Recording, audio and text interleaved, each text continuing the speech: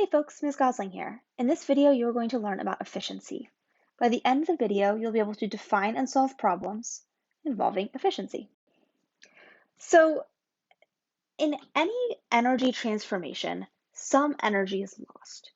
So, for example, if you drop a ball from a height, some of that potential energy, not all of the potential energy in that ball is going to be turned into kinetic energy, because some of it is going to be transformed. It's going to be lost due to friction. That is due to air friction or air resistance. So some of it will transform into heat and be lost from our system. Similarly, in the transit of electric power, some energy is going to be lost. So we have energy that's lost in the generation of that power, so in our power plant itself. We have some energy that's lost in our transformer. In our power cables, we lose some as well.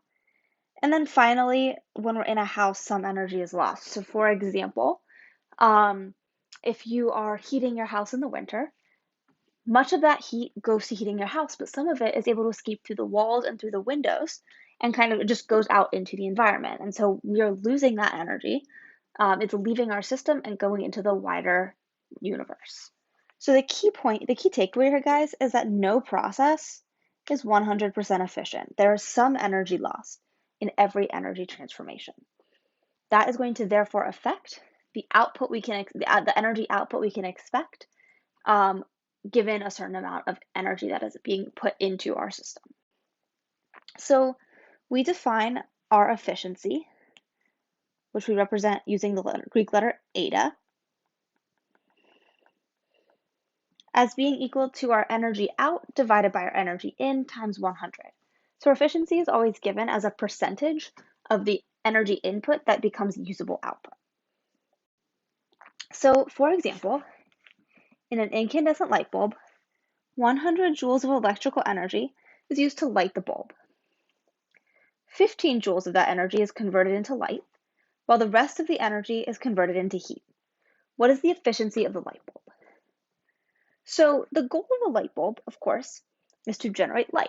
So that heat is all energy that's lost. It's not energy that is in our system anymore. So with that, let's go ahead and discuss our givens. So again, our energy in is 100 joules, and that's that electrical power being supplied to the light bulb. The energy out is the amount of light energy that is generated by that light bulb. So that's that 15 joules of useful energy. And our unknown is the efficiency eta of the light bulb. So we're going to go ahead and use our equation for efficiency to calculate our efficiency. So we know that eta is equal to our energy that's out divided by our input energy times 100. And since eta is already solved for in my equation, it's already by itself, I'm ready to sub and solve.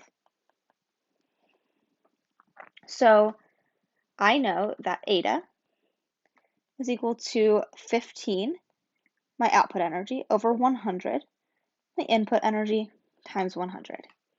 Therefore, eta is 15%.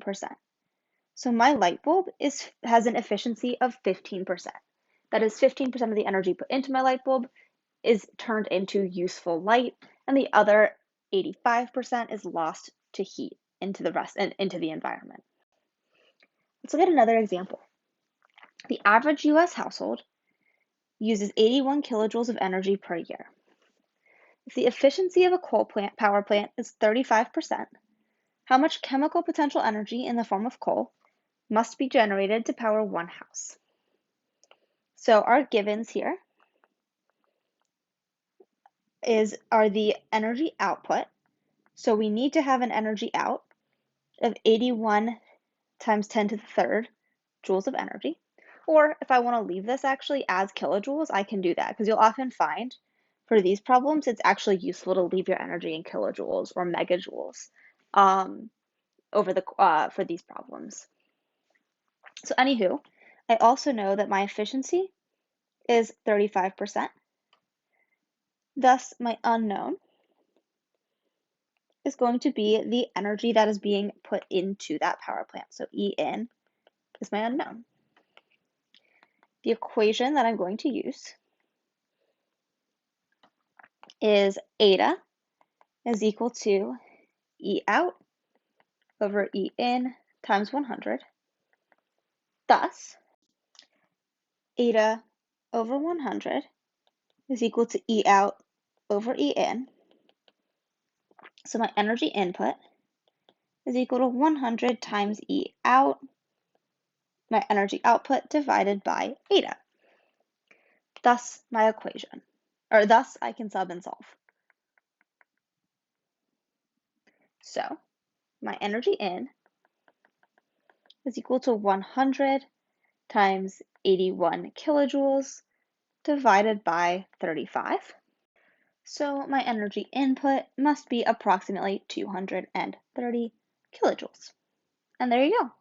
That is the amount of chemical potential energy from coal that's going to be required to heat my house given an efficiency of 35%.